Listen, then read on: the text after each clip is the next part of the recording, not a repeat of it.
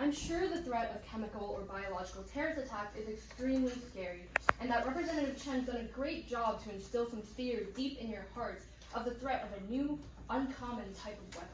Something we're not all familiar with here in the US, so naturally this unfamiliarity creates some concern, and I completely understand this. But just because we acknowledge something is scary doesn't mean we have to jump the gun on it, right? So I implore you not to let pathos override your pragmatism as you make your decisions in the future. Firstly, I'd like to remind you all that the Department of Homeland Security has a mission not only to secure the physical safety of its citizens, but also to implement safeguards for the protection of their civil liberties and their privacy. And what we're seeing here today is a bill that, for the promotion of one, sacrifices the other.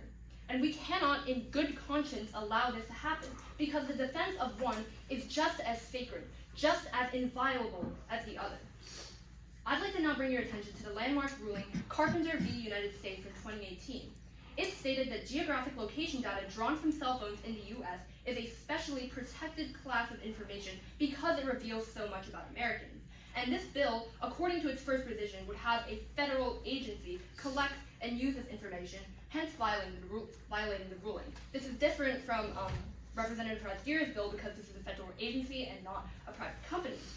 Representative Chen has tried to tell you that the use of this information would be restricted, but there is always the threat of government outreach, especially under the threat of danger.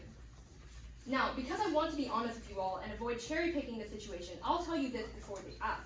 Didn't the government find the loophole for this by buying data from commercial ad exchanges in Carpenter? And to that I say, use your short-term memory, because if I recall correctly, we just passed a bill that bans the selling of location data to domestic or foreign companies. In this case, the government is no different than another customer in this case, and therefore should not be able to buy this data.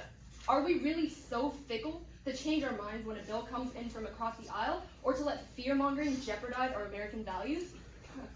I would hope not. And the fact that the government exploited a loophole in Carpenter doesn't take away from the intention of the ruling, the intention of the American people, which is to protect our citizens' privacy. And if you make the fallacious argument to negate the significance of this by saying, oh, but the Supreme Court might not necessarily represent the values of our people, fine, I'll give you numbers.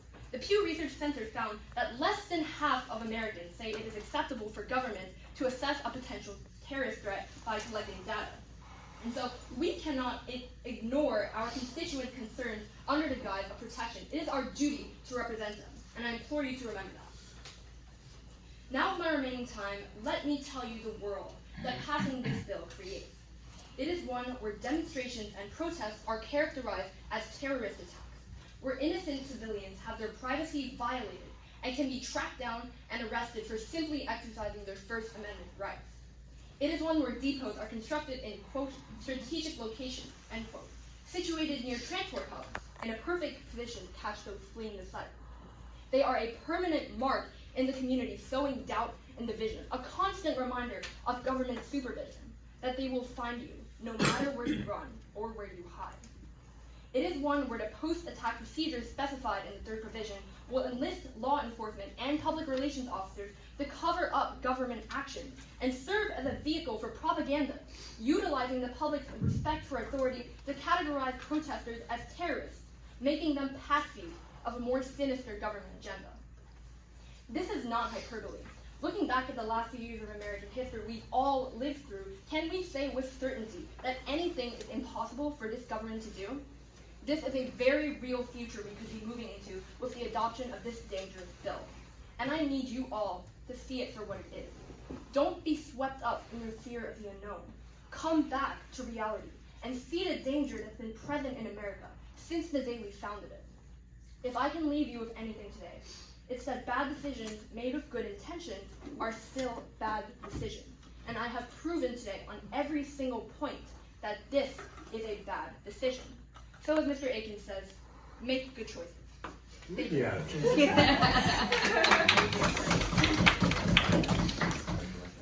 Representative for secondary support.